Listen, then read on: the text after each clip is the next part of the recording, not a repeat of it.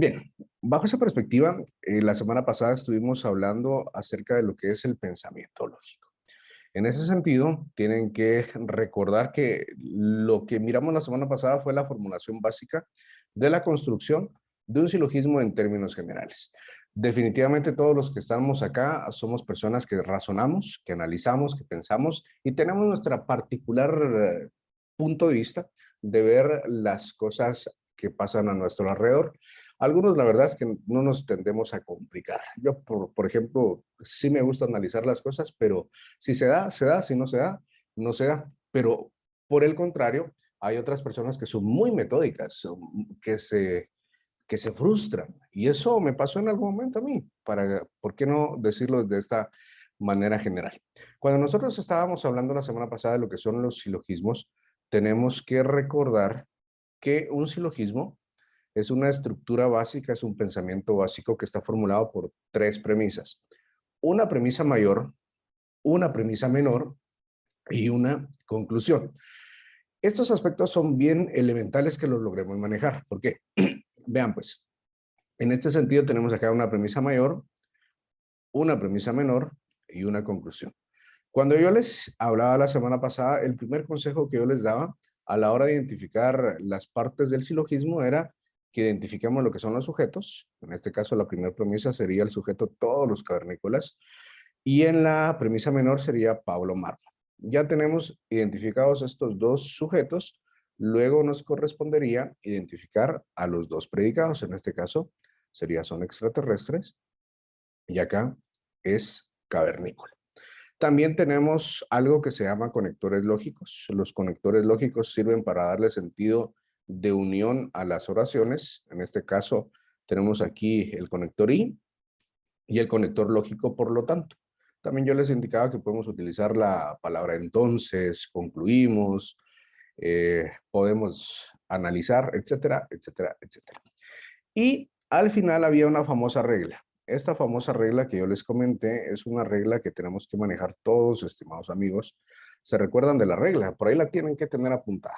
La regla decía, el sujeto de la premisa menor será el sujeto de la conclusión y el predicado de la premisa mayor será el predicado de nuestra conclusión, y aquí lo podemos graficar. Se los enfatizo un poco porque esta va a ser la primera gran regla que vamos a utilizar en estos días, ¿ok?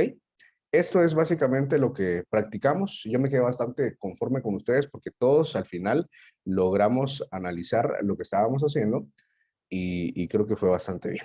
La siguiente parte, que vamos a ver hoy, corresponde a lo que son los principios lógicos supremos. Un principio como tal, en términos generales, es una verdad irrefutable que nosotros la tenemos en su más alta envergadura.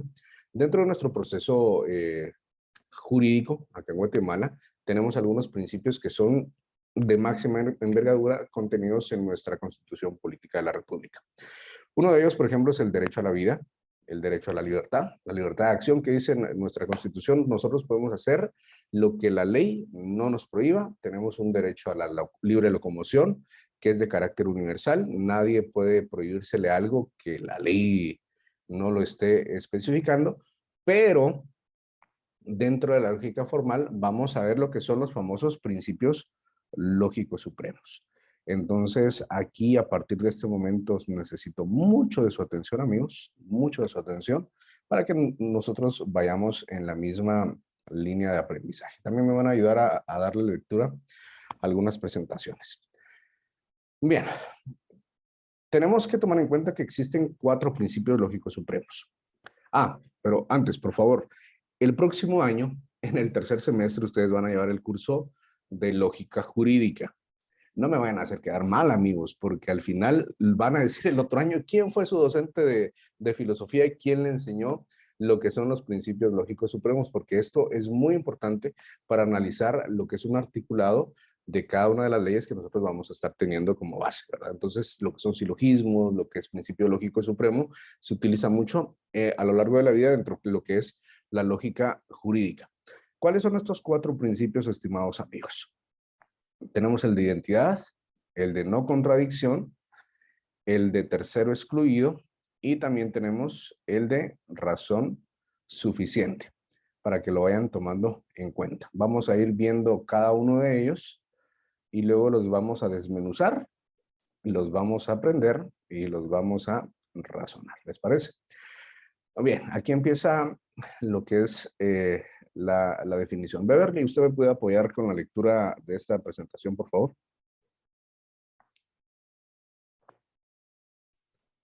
Principios lógicos supremos. Cuando se habla de principios lógicos supremos se entiende como aquellas verdades tan evidentes que no pueden discutirse y que tampoco necesitan ser demostradas. Muchas gracias, Beverly. Cuando yo les pregunto en el examen, ¿cuáles son esos 4 principios lógicos supremos? Ustedes me van a responder el de identidad, el de no contradicción, el de tercero excluido y el de razón suficiente. Son verdades plenamente comprobadas y tan evidentes que no necesitan ser demostradas. Eso es lo que son los principios lógicos supremos.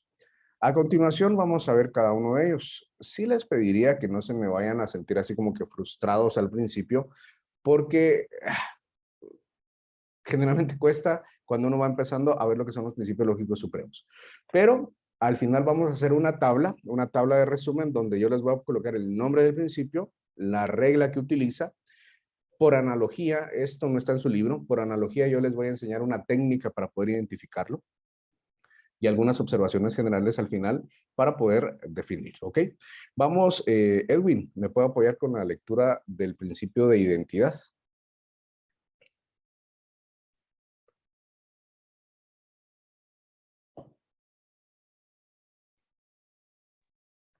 Buenos días, licenciado. Mucho gusto, Buenos Edwin. días para todos. Identidad. Se utiliza la fórmula A igual a A. Concepto, definición, resultan ser idénticos. Ejemplo, estudiante igual a persona que cursa estudios en un establecimiento de enseñanza. Muchas gracias. El principio de identidad es el más sencillo de poder entender. Para poder entenderlo tenemos que aplicar la regla A es igual a A, pero ¿cómo podemos entender esto? Cuando nosotros nos preguntan algo y el ejemplo está acá en la presentación y nos dicen, defíname estudiante. Ustedes casi siempre van a poner algo similar a lo que ven en pantalla. Y dice un estudiante es una persona que cursa estudios en un establecimiento de enseñanza. O si cambiamos la pregunta, alguien les dice, respóndame lo siguiente. ¿Es aquella persona que estudia cursos en un establecimiento de enseñanza?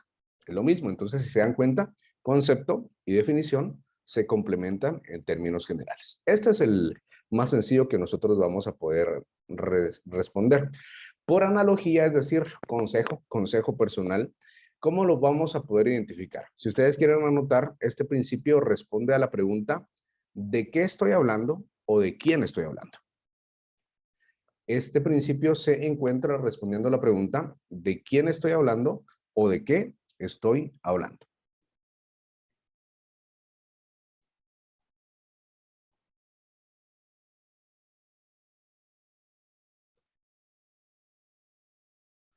Bien, vamos a continuar.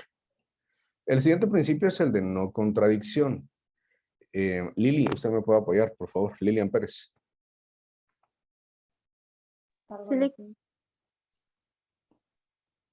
No contradicción. Fórmula A igual a B. Algo no puede ser y no ser al mismo tiempo. Ejemplo. A. Juan es culpable. B. Juan es inocente. Si A es verdadero, B tiene que ser falso. Muchas gracias, Lili. Generalmente la misma experiencia, la misma práctica nos ha enseñado que este principio es el más difícil de poder encontrar. La fórmula que se utiliza es A no es igual a B. Bajo esa perspectiva, si nosotros vemos el ejemplo, dice o Juan es culpable o Juan es inocente. No puede ser medio culpable o medio inocente. Si nosotros vemos un ejemplo, aquí en Villanueva pasa eso mucho. Hace un par de meses, yo iba en mi vehículo por la Enriqueta. Un motorista con su acompañante se bajaron de la motocicleta. El de atrás se bajó y comenzó a disparar. Pa, pa, pa, pa. Después de disparar, el sujeto que había disparado se subió sobre la motocicleta y siguieron de largo. El muchacho que recibió los impactos de bala pues gracias a Dios sobrevivió, pero nos damos cuenta que hubo dos personas. Uno que percutó el arma de fuego, es decir, que disparó, y el otro que gracias al apoyo de él en su motocicleta se subió y siguieron de largo. En ese sentido, aquí vemos que existen dos personas. Atendiendo el grado de culpabilidad, alguien puede decir, es que uno fue autor y otro fue cómplice. Y ahí nos estaríamos incursionando en el artículo 36 de nuestro Código Penal en el grado de participación del delito de una persona. Pero tomen en cuenta que nuestra misma legislación establece las condenas para las personas que cometen delitos. Es decir, por ejemplo, si una persona comete homicidio, será responsable con pena de prisión, en algunos casos de 5 a 12 años, si es de asesinato de 15 años a 50 años. Pero ¿cómo poder identificar esto? Es el grado de intención que tenía una persona para poderlo realizar. Terminando la clase, me imagino yo que algunos de ustedes por la tarde van a salir. Van a salir, van a ir a tomar un break, se van a relajar, van a salir en su vehículo, pero ¿qué pasa si se les cruza un cristiano enfrente y le pasan encima? Ustedes jamás van a tener la intención de darle muerte a la persona, pero pasa. Y es más común de lo que parece. ¿Qué es lo que siempre se recomienda? Anden con su licencia vigente, por favor, tengan licencia. Anden sin el teléfono, por favor, no anden viendo su teléfono. Y les voy a contar un caso que pasó hace 2 años, de una persona que era muy cercana a nosotros, una persona que se puso de acuerdo con su esposo ahí en Retaluleo y le dijo, mira, te voy a ir a traer. Y cuando se iba estacionando, no era un parqueo, ¿verdad? Era la calle. Enfrente había un puesto donde vendían tortillas. Vendían tortillas y la señora que estaba torteando tenía a su bebé de año 6 meses. Los bebés a esa edad comienzan a caminar, comienzan a gatear, son bastante hiperactivos. Ella se estaba estacionando con todas las de la ley de retroceso. No se percató. La pequeña estaba atrás, le pasó encima. Falleció la bebé. Fue un shock terrible para todas las personas que estaban ahí alrededor, porque al final esta señora no tenía la intención de darle muerte al pequeño, pero pasó. Se le aprendió, se le condujo ante tribunal, se realizó un procedimiento abreviado porque definitivamente no tenía la intención de darle muerte. La familia tuvo que pagar un estipendio, por así decirlo, para solventar y fraguar el enojo de los familiares, pero les aseguro que esos casos son traumáticos para toda la vida, ¿verdad? Los que somos padres de familia sabemos que damos la vida por nuestros hijos y tenemos que estar al pendiente de eso. Por eso es que les indicaba que en cualquier momento todos los que estamos acá podemos tener un altercado de tipo penal, de tipo civil. Usted va manejando en su vehículo y choca con otra persona. ¿Y de quién fue la culpa, verdad? Uno se enoja a veces por gusto, entonces tenemos que estar preparados en todo sentido. Este es el principio de no contradicción. El principio de tercero excluido, si me puede apoyar Melanie Fratz de Mendía, por favor.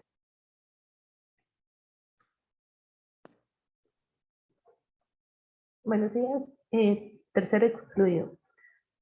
Entre el ser y no ser, no existe una tercera opción. Si tomamos el último ejemplo, Juan es culpable o no lo es, no existe. Por ejemplo, la posibilidad de que sea medio culpable y medio no culpable. Ok, el tercero excluido realmente sí es fácil de poderlo ubicar. Antes de que se me olvide, por analogía acá, miren, en el de no contradicción, anoten la palabra síntesis. ¿Cómo lo vamos a encontrar? Utilizando la técnica de la síntesis, en el principio de no contradicción. Recuérdense que la síntesis es la parte más importante, la parte medular de un texto como tal. O en otras palabras, es el resumen del resumen del resumen. Así lo aprendió, ¿verdad? Eso sería lo que es la síntesis. Y acá, en el de tercero excluido, anoten que lo vamos a ubicar utilizando la técnica de los antónimos. El antónimo de alto, bajo. El antónimo de negro, Blanco. blanco. El antónimo de soltero, Casado. algunos van a decir triste, nada. No, soltero y casado. El antónimo ¿de cuál otro? Hay muchos antónimos de gordo, flaco, etcétera, etcétera, etcétera. Aquí nosotros lo vamos a encontrar. El antónimo, por ejemplo, de mayor de edad, ¿cuál sería? Menor de edad. Es correcto. Entonces, recuérdense de esto. La técnica es el antónimo para poderla encontrar. Y la siguiente es el principio de razón suficiente. El principio de razón suficiente fue enunciado por el filósofo alemán Wilhelm Leibniz, quien explica que nada existe por sí sin una razón o causa que lo determine. En términos lógicos, el principio de la razón suficiente se refiere a que una afirmación solo puede ser válida si se fundamenta en razones aceptadas como válidas con antelación. Además, solo puede ser válido si no se contradice en razonamientos válidos previamente establecidos. Básicamente, el principio de razón suficiente es una serie de técnicas argumentativas comprobadas mediante la práctica. Es decir, se utiliza un método científico si estamos en la ciencia, o se utilizan conocimientos de expertos en la materia. Por ejemplo, en este caso, en derecho, se utilizarían conceptos de juristas para poderlo encontrar. ¿Cómo lo vamos a encontrar? Nosotros vamos a utilizar la técnica del parafraseo para poderlo encontrar. Parafrasear algo es bastante sencillo, es decir, ustedes leen varias veces algo y ustedes después, con sus propias palabras, lo van a utilizar. O si no, también pueden utilizar un diccionario. Pueden utilizar también un diccionario para poder encontrar el principio de razón suficiente.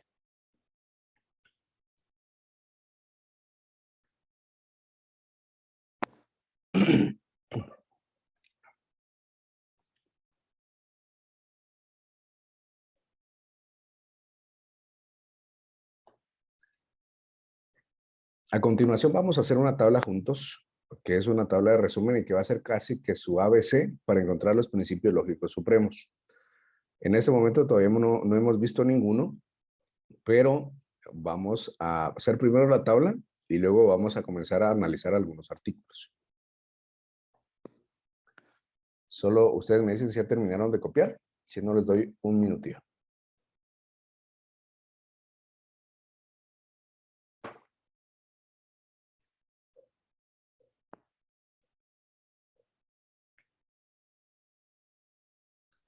Ya, licenciado. Muchas gracias, Yasame.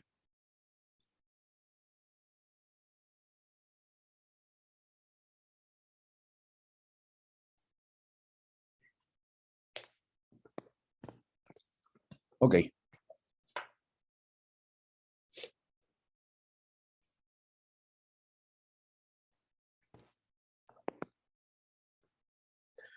Bien, hagamos la tabla juntos, compañeros. Vamos a ver.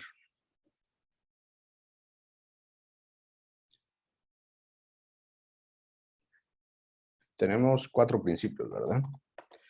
Principios. Vamos a poner por acá su regla. Tenemos por acá, esto no está en su libro, así que cópienlo por favor. Analogía. Y aquí vamos a poner tal vez alguna observación.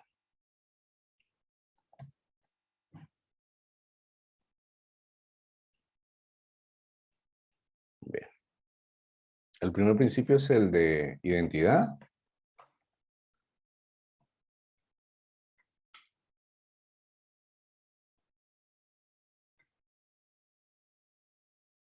Permítanme. Luego sigue el de no contradicción. Luego tercero excluido. Y luego el de razón suficiente. Vamos a ir anotando de una de sus reglas.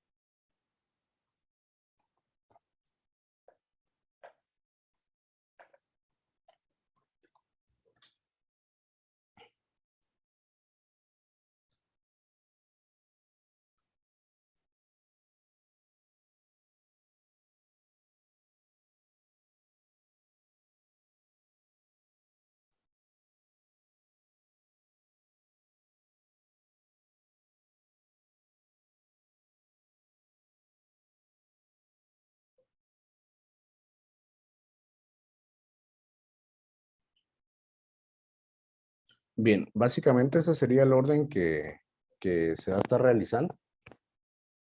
Se está realizando, entonces, para que lo tomen en cuenta,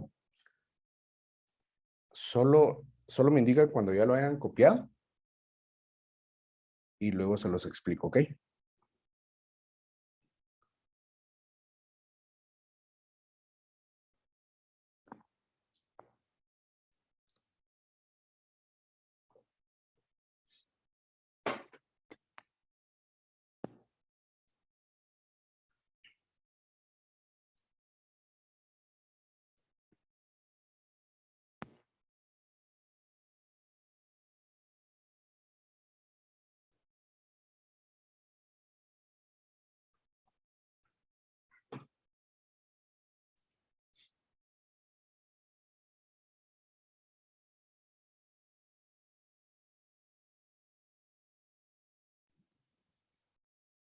Bien, como ustedes ven en pantalla, tenemos 4 principios lógicos supremos. Un principio lógico supremo es una verdad irrefutable que dentro de la lógica formal se utiliza para comprobar argumentos ya previamente establecidos a través de un articulado. En este caso, nosotros vamos a utilizar como técnica nuestras leyes para poder identificar estos 4 principios lógicos supremos. E inicialmente, vamos a empezar con nuestro Código Civil, porque al final es lo que nos corresponde dentro de la carrera. Estos 4 principios lógicos supremos son el de identidad, no contradicción, tercero excluido y de razón suficiente. Esto está establecido en su texto guía. La regla principal de cada uno de ellos, por así decirlo, es que en el principio de identidad utiliza la regla A es igual a A, concepto y definición resultan ser lo mismo. Por ejemplo, estudiante y es una persona que cursa estudios dentro de un establecimiento de enseñanza, o quién es esa persona que estudia dentro de un establecimiento de enseñanza, sería estudiante. Nosotros vamos a utilizar por analogía, vamos a responder esto utilizando la pregunta de quién o de qué estamos hablando. En ese sentido, dentro de su código, de todos sus códigos, cuando ustedes ven que existe el artículo, por ejemplo, dice artículo 8 del Código Civil, capacidad. Ahí se resalta de qué estamos hablando. Entonces, respondiendo a esa pregunta, el nombre del artículo se llama epígrafe. El epígrafe del artículo es la capacidad. Entonces, ahora que veamos un ejemplo más adelante, lo vamos a poder identificar.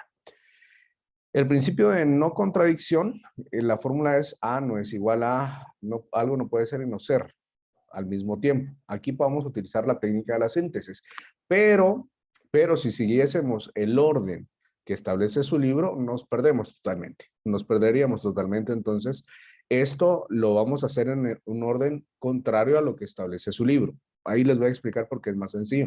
Pero el orden para resolverlo será, primero vamos a hacer el principio de identidad, luego vamos a hacer el de razón suficiente, luego vamos a hacer el de no contradicción y de último vamos a hacer el de tercero excluido, para que tomen en cuenta esto a la hora de hacer los principios lógicos supremos. El principio de tercero excluido, entre el ser y no ser, no existe una tercera opción. Para identificarlo vamos a utilizar la técnica del antónimo para poderlo realizar, y también está el de razón suficiente, que este es junto con el de identidad, para mí de los más sencillos de poder identificar porque ya está establecido, ya lo hemos tomado de lo que leemos y solo vamos a utilizar la técnica del parafraseo o lo complementamos con el uso del diccionario para poderlo identificar. Ahora bien, como ustedes saben, yo les pedí hoy el Código Civil.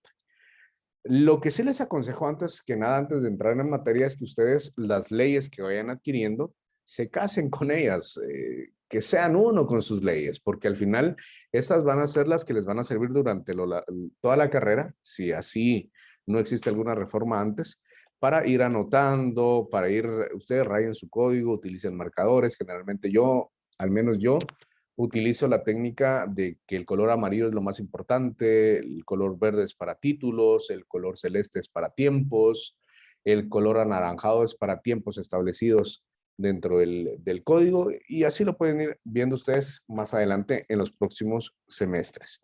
Ahora bien, el Código Civil es uno de nuestros códigos mejor codificados a tal extremo que tiene muchísimos años. Muchísimos años cuando ustedes vean que aparece la palabra decreto, decreto ley, decreto. Esto quiere decir que el Código Civil fue realizado y promulgado dentro de un gobierno de facto. Ese gobierno de facto fue el del presidente Enrique Peralta Zurdia.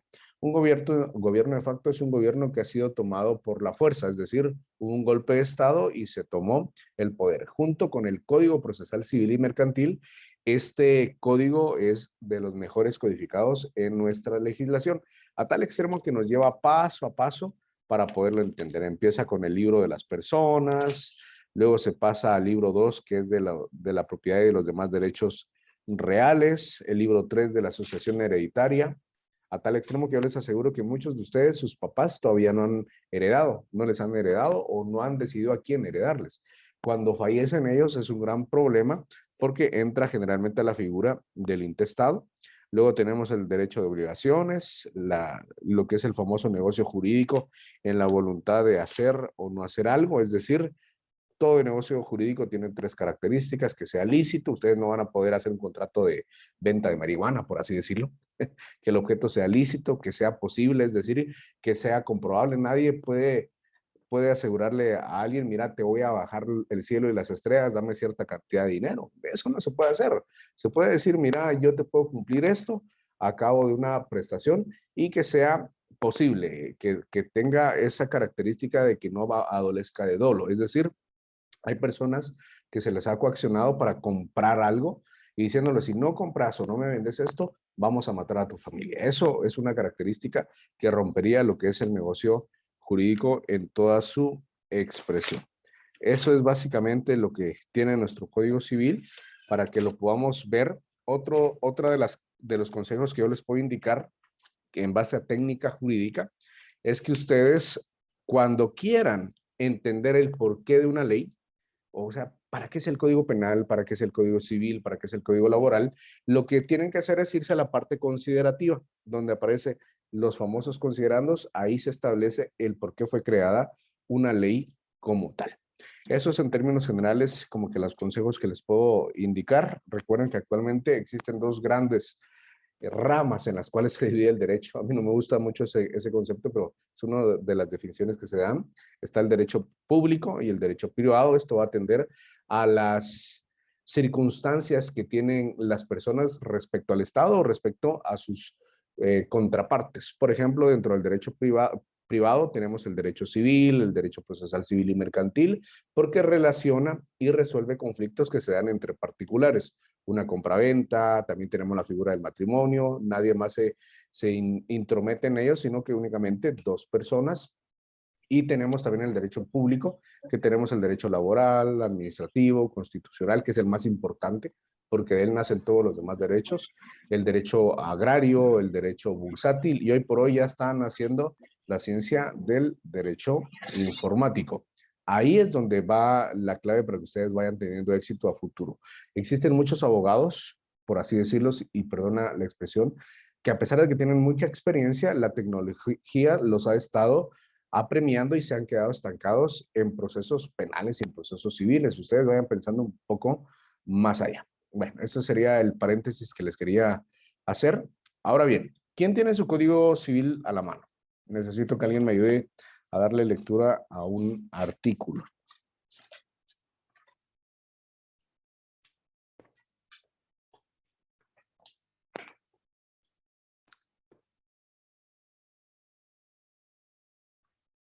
Bueno, y si no, también se los compartí ahí en el chat de Zoom. Yo lo tengo a la mano ahorita. ¿Me puede hacer favor de leerme el artículo número 8? Con mucho gusto, ahorita voy.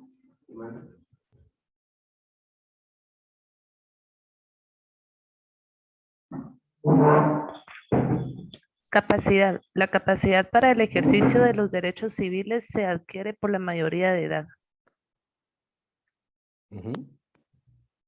Sigamos.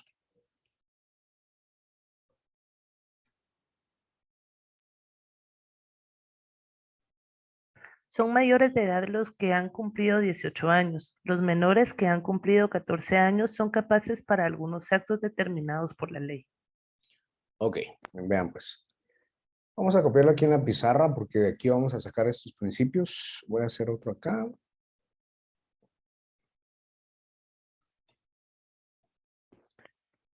Como primer ejercicio, les voy a explicar qué es la capacidad, ¿les parece?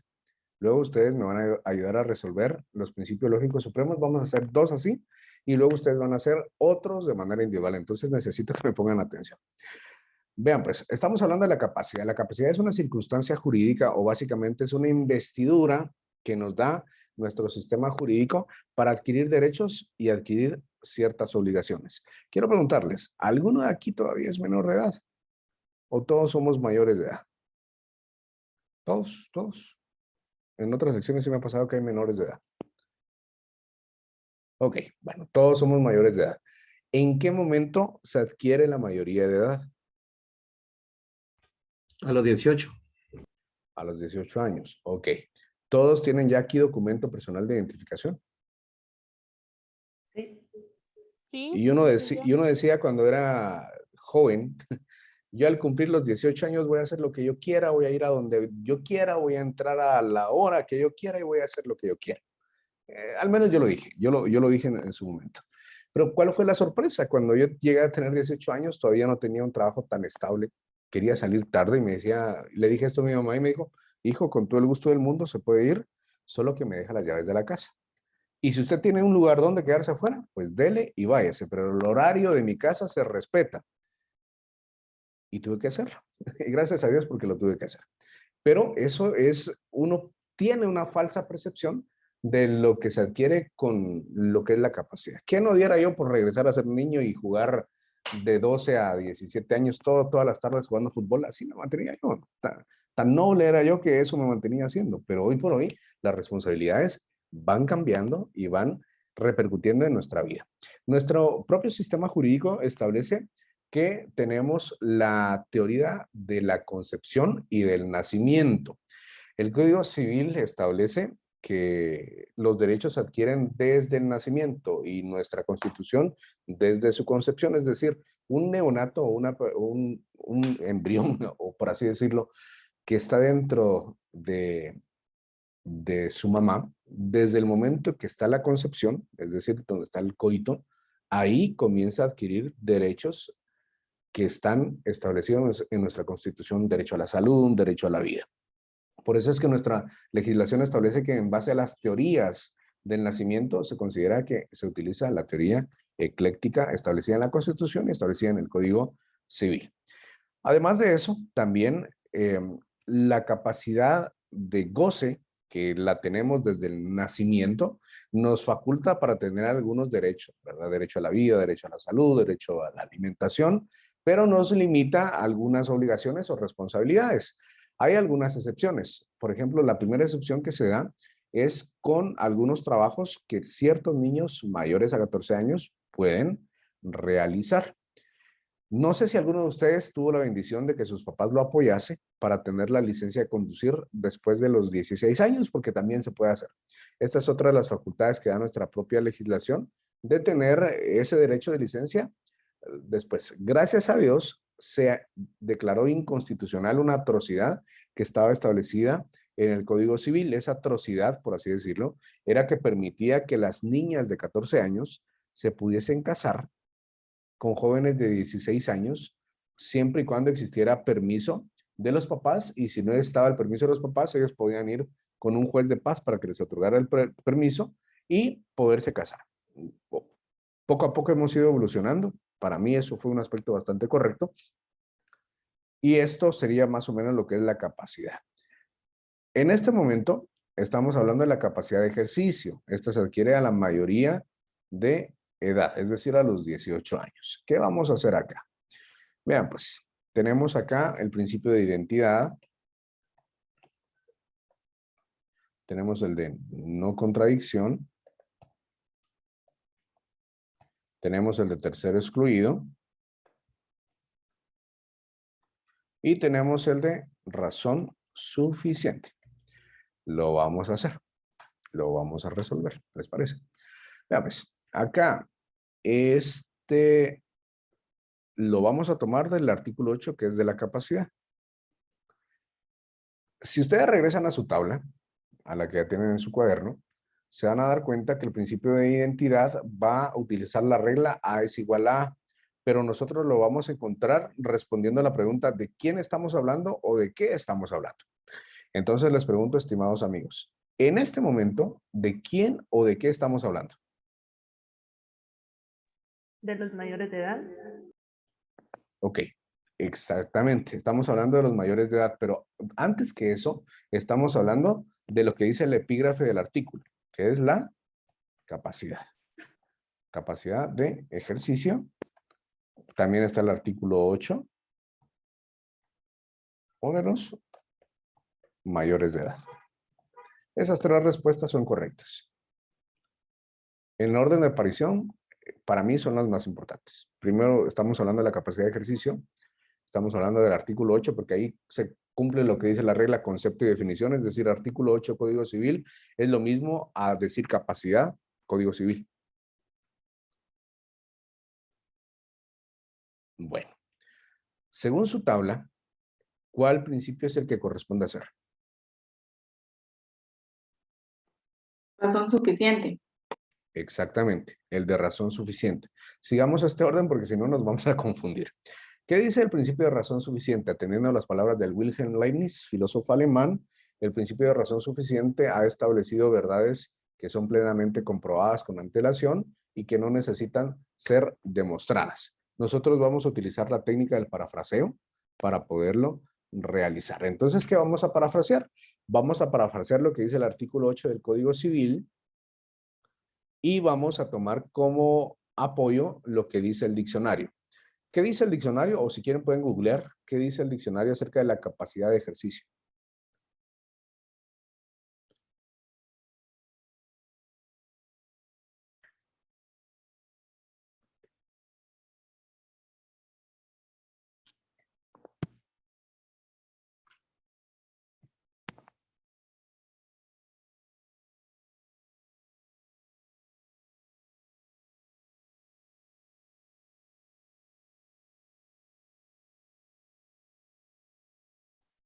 ¿Alguien encontró qué dice la capacidad de ejercicio, amigos?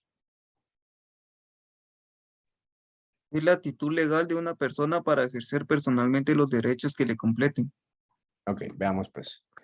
La capacidad de ejercicio es la aptitud legal para ejercer los derechos que le competen. Así decía, ¿verdad, Luis?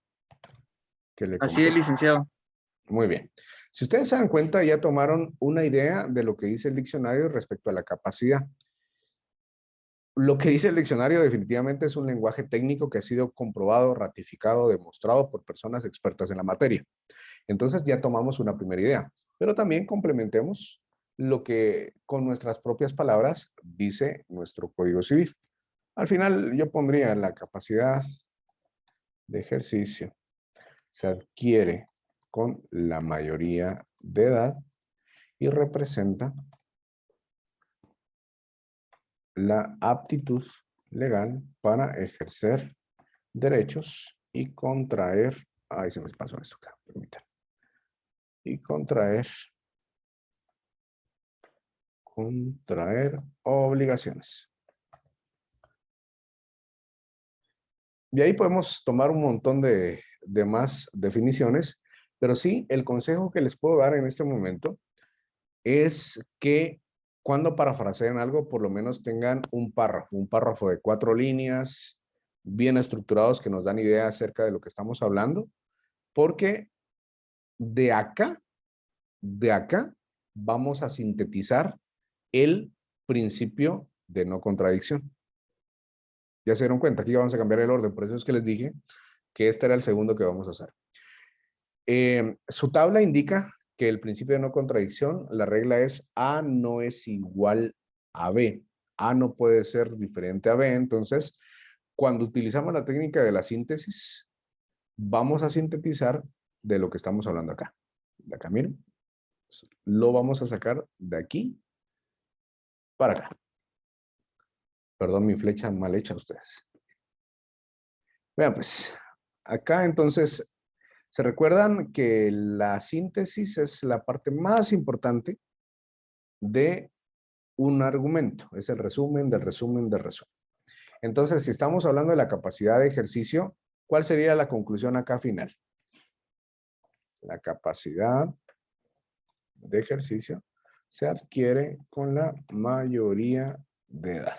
Podemos sacar más definiciones si ustedes quieren, pero una síntesis generalmente no tiene que exceder de 17 palabras.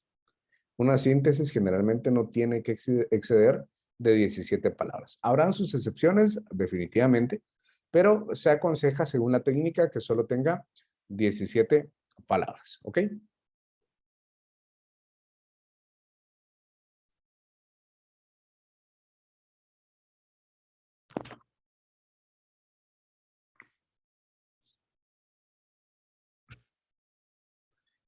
Muy bien. Nos corresponde el último, ¿verdad? El último indica que es el de tercero excluido. ¿Cuál es la regla que vamos a utilizar? Entre el ser y no ser no existe una tercera opción, pero por analogía vamos a utilizar la técnica de los antónimos. Entonces, ¿cuál sería el antónimo del principio de no contradicción? Es decir, ¿de qué estamos hablando acá? De los mayores de edad, ¿verdad? ¿Cuál sería el antónimo de esto? Menores de edad. Menor de edad. Entonces, en el tercero excluido, fácil pudiesen ustedes colocar, el antónimo sería menores de edad. Pero como lo tenemos que hacer en base a un lenguaje técnico, aquí yo les puedo colocar los menores de edad no tienen capacidad de ejercicio, ¿verdad? Porque seguimos una relación y una secuencia de argumentos. Entonces, acá podemos concluir los menores de edad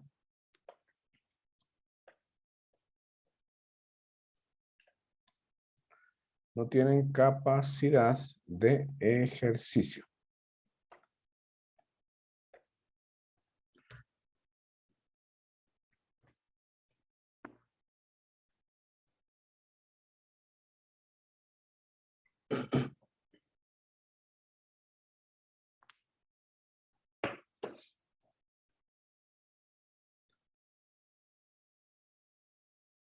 Conforme vayamos haciendo ejemplos, se van a ir disipando las dudas. Pero yo creo que por ahí vamos ya un poquito entendiendo más esto. Si ustedes me dicen que no, pues tratamos de encontrar la otra forma para hacerlo. Vamos bien hasta el momento. Podemos pasar al siguiente.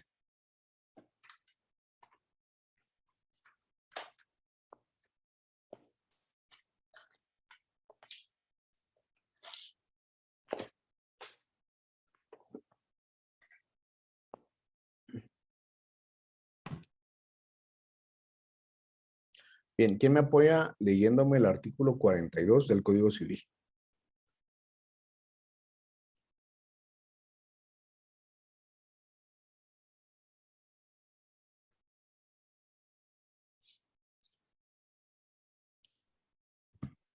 Artículo 42. Es ausente la persona que está allá fuera de la República y tiene o ha tenido su domicilio en ella.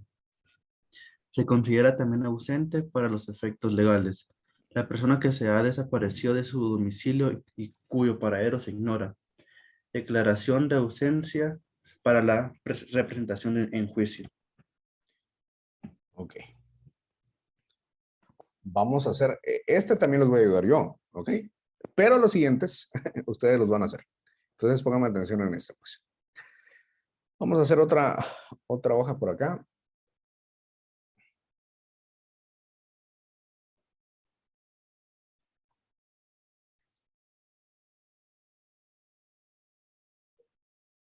Si quieren, para efectos de esto, vamos a quitar esta primera línea para que sea un poco más entendible.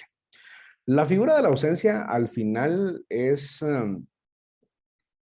más importante de lo que parece. Más importante de lo que parece, porque nos da sentido de lo que en algún momento es muy común dentro de nuestro país. Vean pues, ¿qué dice acá? Es ausente la persona que se halla fuera de la República o ha tenido su domicilio en ella. En este sentido, se considera también ausente para los efectos legales la persona que ha desaparecido de su domicilio y cuyo paradero se ignora. Voy a poner de fondo una canción de un artista que le quitaron la vida antes de tiempo. No sé si la escuchan al fondo.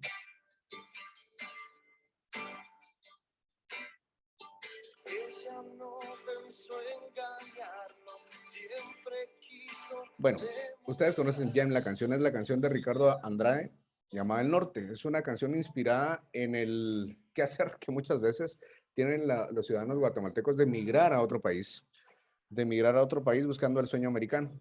Lo que generalmente ha pasado es que se van y pequeño porcentaje siguen juntos conectados en cuerpo, alma y espíritu, porque estando en otro país, o él o ella se consigue a alguien más, o estando acá, él o ella, pues se consigue también a alguien más.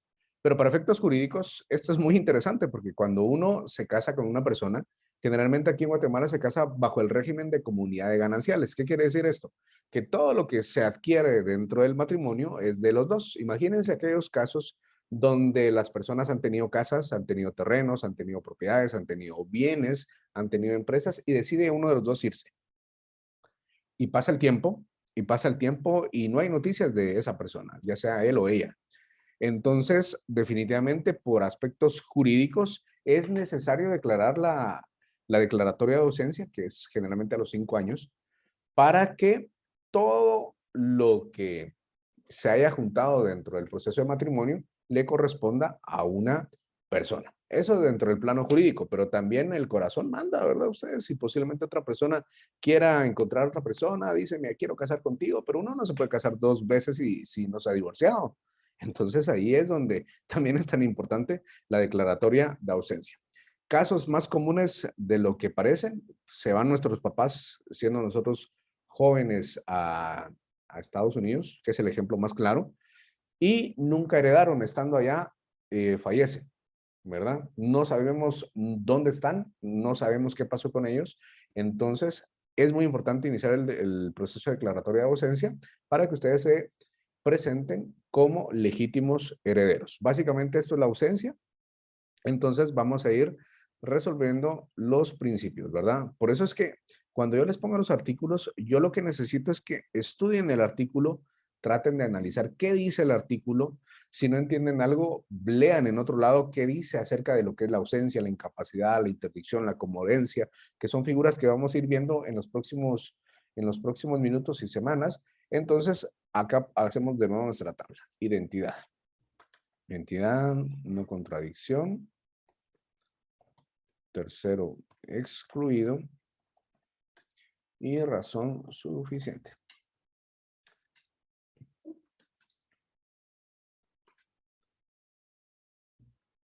Ok, pregunto amigos, ¿de quién o de qué estamos hablando en este momento en base a este artículo 42? La ausencia. Muy bien. La ausencia. Ustedes quieren poner, también ponen el artículo 42.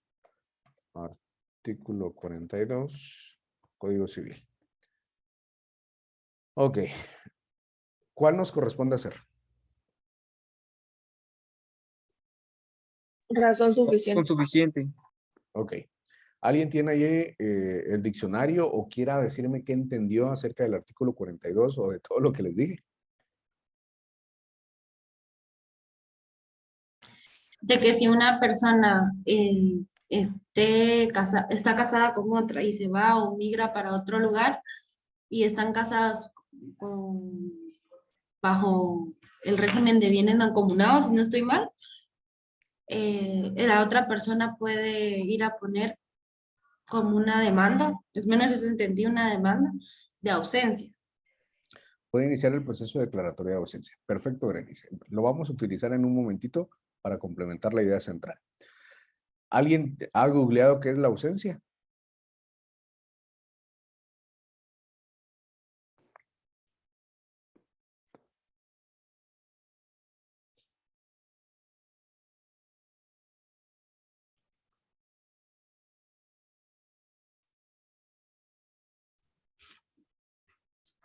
Circunstancia de estar ausente o no de existir alguien o algo en un determinado lugar. Ok, perfecto. En base a todo lo que han dicho, vamos a formular una idea central y lo vamos a parafrasear. La ausencia, recuerden que tenemos que utilizar un lenguaje técnico. La ausencia es la circunstancia legal en la cual se desconoce el paradero de una persona por tiempo determinado. Se utiliza en diversos casos en materia civil. Para iniciar procesos de herencia, separación y divorcio, entre otros. Bueno, ahí está la idea central. Por eso les decía que es muy importante que el principio de razón suficiente esté bien estructurado y que se tenga la suficiente idea de lo que se está dando. Dice acá, por ejemplo, Carlos, la ausencia es un término jurídico que se refiere a la incertidumbre o indeterminación acerca de la existencia de una persona sin poderse precisar si está viva o muerta. Brillante, Carlos, eso está genial, que también lo podemos utilizar acá. Muy bien, el principio de no contradicción, según la tabla que estuvimos realizando, utiliza la regla A no es igual a B, pero nosotros vamos a utilizar la técnica de la síntesis. Entonces, la síntesis aquí nos indica, por ejemplo, es ausente de quien se desconoce su paradero. Y ahí estamos, ese sería ausente. Si ustedes tienen otro ejemplo, lo pueden aportar también, no hay ningún inconveniente para ir cruzando la información.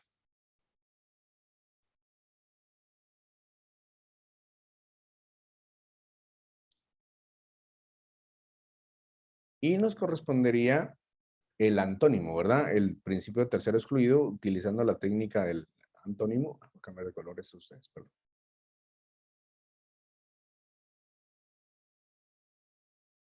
Lo contrario a ausente, ¿qué será? Presente. Presente. El presente. Entonces, fácil sería poner acá el presente, ¿verdad? El presente. Pero siempre pensemos un poco más allá para tener un lenguaje siempre técnico en lo que estamos haciendo. Entonces, si estamos hablando de una persona, a la cual sí conocemos su paradero, no se le debe considerar como persona ausente. Entonces, yo lo pondría más o menos así. Las personas que se les conoce su paradero, no se les considera ausentes. Porque están presentes, básicamente, porque están presentes.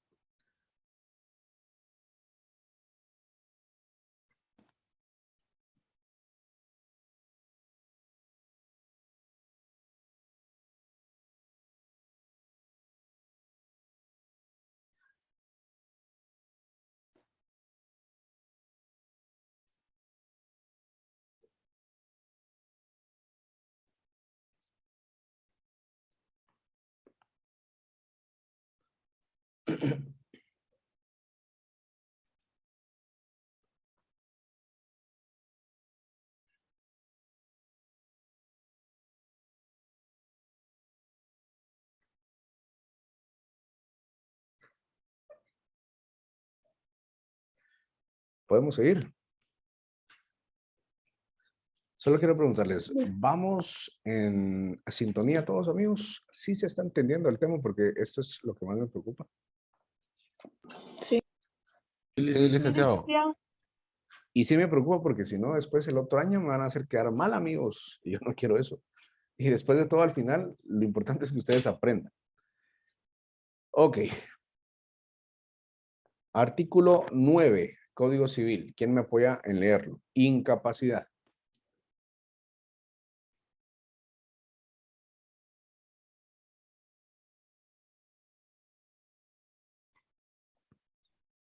Artículo 9, incapacidad.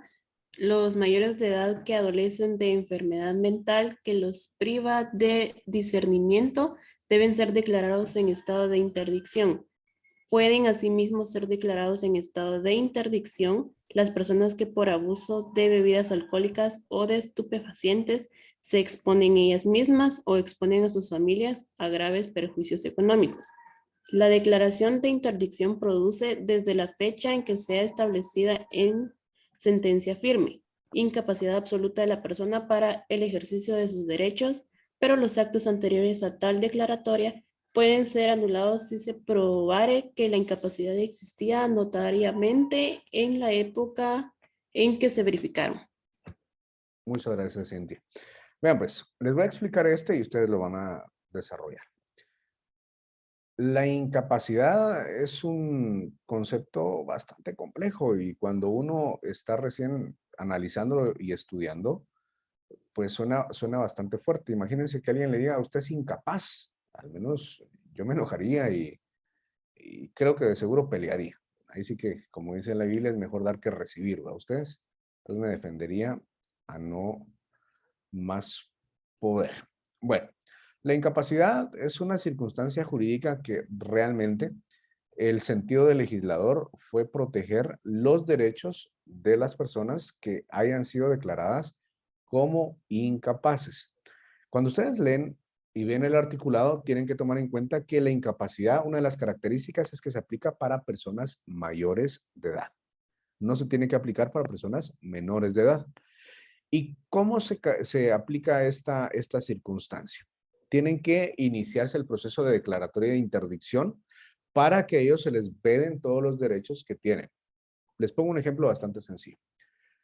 Todos acá hemos visto o pasado la circunstancia en que hemos tenido algún familiar, algún conocido, algún amigo que sufre de la enfermedad del alcoholismo. Pero alcoholismo de que literalmente pasan tomando varios días. Y durante ese periodo pierden noción total de lo que están haciendo. Yo he conocido personas que en la cantina han empeñado hasta las escrituras de la casa para seguir manteniendo el vicio. He conocido otros casos tan extremos que han empeñado hasta las hijas y hasta la mujer para que les sigan dando y manteniendo el vicio.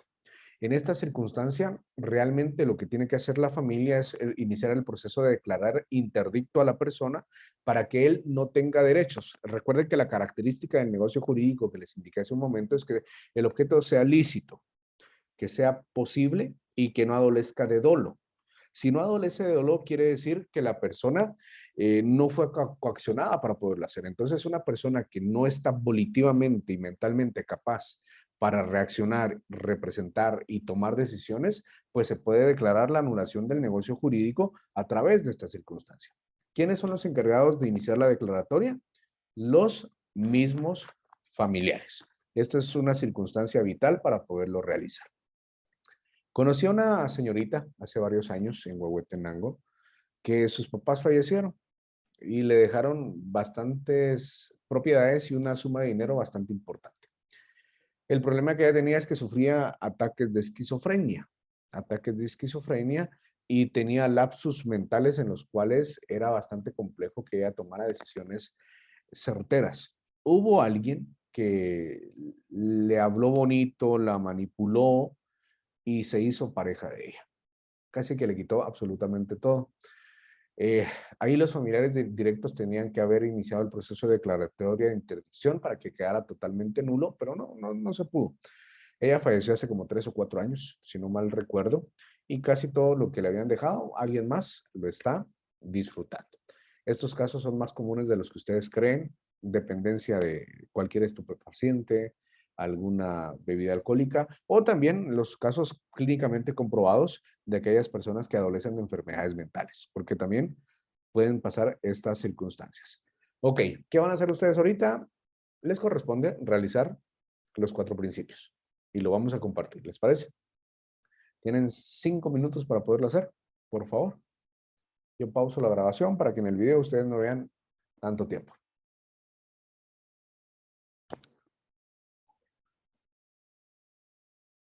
Mónica, ¿le corresponde, por favor? O Lili, en lo que... Ahí me corrige el licenciado. En identidad puse discapacidad o enfermedad mental, artículo 9. En razón suficiente coloqué ciencia de condiciones, carencia de condiciones, cualidades o actitudes, especialmente intelectuales, que permiten el desarrollo de algo o el cumplimiento de su función. En no contradicción, puse incapacidad, incapacidad mental, prácticamente, que puede hacer que se le puede declarar incapaz de poder vivir o valerse por sí mismo. En tercero excluido, coloqué los mayores de edad son capaces de cumplir sus obligaciones y asumir sus responsabilidades. Está bien, Mónica. Lili, perdón. Lili, muy bien. No sé si Mónica al final. Por ahí, en lo que seguimos, les puse en el chat de Zoom, si ustedes quieren hacerlo de manera individual para ir viendo cómo están, porque este es contenido del examen. Artículo 3 como audiencia, ustedes lo pueden hacer. También el artículo 78 del Código Civil, matrimonio, que también pueden intentar hacerlo en estos días. Ahora sí, Mónica, perdone. Identidad, incapacidad, artículo 9, razones suficientes. Es la incapacidad de los mayores de edad que adolecen de enfermedad mental y por lo tanto los priva de discernimiento y los cuales no son capaces de desenvolverse ante la sociedad. Y no contradicciones. Ahí la verdad estoy un poquito, no sé exactamente qué es lo que hay que colocar, pero yo aquí puse persona que puede ejercer decisiones propias. Ok. Sí, realmente lo que, en no contradicción, usted tiene que hacer una síntesis del principio de razón suficiente, ¿verdad? Y va bastante bien, Mónica, no se preocupe. Pero para aclarar, tercero excluido. Tercero excluido, ajá. Persona capaz de desenvolverse ante la sociedad. Sí, pues, estamos hablando de personas capaces. Muy bien. Recuerden siempre cuando hagan sus ejercicios, porque al final esto es para que ustedes aprendan, sigan este orden. Si siguen este orden es mucho más fácil para que lo puedan resolver, ¿verdad? Ahí esta tabla es el ABC para resolverlo. Les acabo de compartir la asistencia. Ayer por la noche les envié una encuesta que nos enviaron de sede central para evaluar los aspectos administrativos del desarrollo de la sede. Regresando después de Semana Santa, vamos a evaluar a cada docente. Ahí ustedes nos van a evaluar y se van a, por favor, hacerlo lo más detallado posible para que podamos mejorar en todos los aspectos. Y me imagino que les va a llegar un mensajito en algún momento, porque lo estoy mandando de manera masiva. Si ya llenó la asistencia, pues no se preocupe, no hay ningún inconveniente. Si no han llenado esta encuesta, por favor, llénenla porque sí nos va a servir bastante para mejorar. ¿Qué les puedo decir yo? Pásenla bien, disfruten de este tiempo que van a tener para poder descansar. Si usted va a trabajar, pues siéntase bendecido porque al final yo les aseguro que muchas personas desean un trabajo y si a usted le corresponde trabajar en este periodo, pues hágalo. Si se van al puerto, pues pásenla bien. Si se van con su familia, pues disfrútenla. Pero lo más importante es que se encuentren con ustedes mismos. Sigamos en comunicación a través del chat, de WhatsApp. Yo creo que eso sería el canal correcto para tener una comunicación con todos. Si hay alguna duda general, pongámosla ahí. Así, de paso, resolvemos la duda de ustedes y la duda de todos. Regresaríamos el próximo domingo, que sería domingo 23, a esta misma hora. Y pues desde ya, muchas bendiciones en este periodo de descanso. Licenciado, disculpe, usted es nuestro guía, ¿verdad? Sí, el coordinador de la Eva, sede, correcto. usted nos podría hacer un gran favor. Fíjese de que tenemos, bueno, por lo menos yo tengo el problema de que el profesor de redacción todavía nos ha dado lo que es las notas. ¿Usted podría abogar por nosotros para que él pudiera subirnos las notas? Sí, no tenga pena, Melvin, tengo conocimiento del caso con el maestro Ronald McDonald. Algunos de ustedes me han comunicado las circunstancias que han pasado. Yo se lo resuelvo en estos días para que él las tenga y se las Muchísimas traslade. gracias. Gracias, licenciado. Pásenla bien, gusto saludarles. Gracias, Liz. Feliz día. Buena vibra, pásenla bien. Se me cuiden Feliz día. bastante. Feliz día.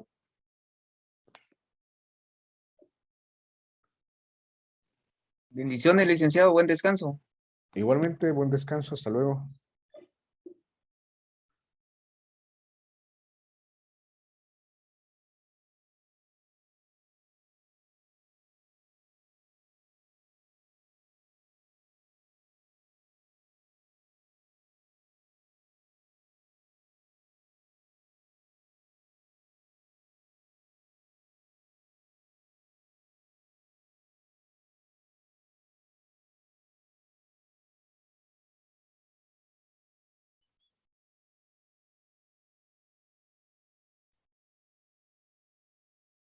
Feliz descanso.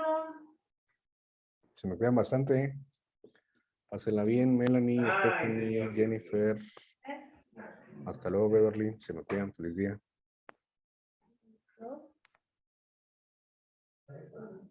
Bueno,